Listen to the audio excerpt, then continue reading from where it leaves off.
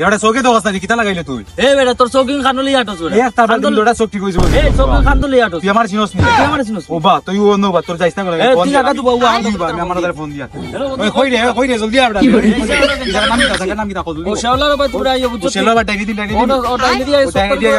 জলদি আয় তুই জলদি আয় আই জালাটা তুলিয়া নি হননে আইস তোর খবর আছে তুই যাইছ না কোনো জায়গা তুই বা এক দুদিন ললো 2,000 years. বন্ধু কই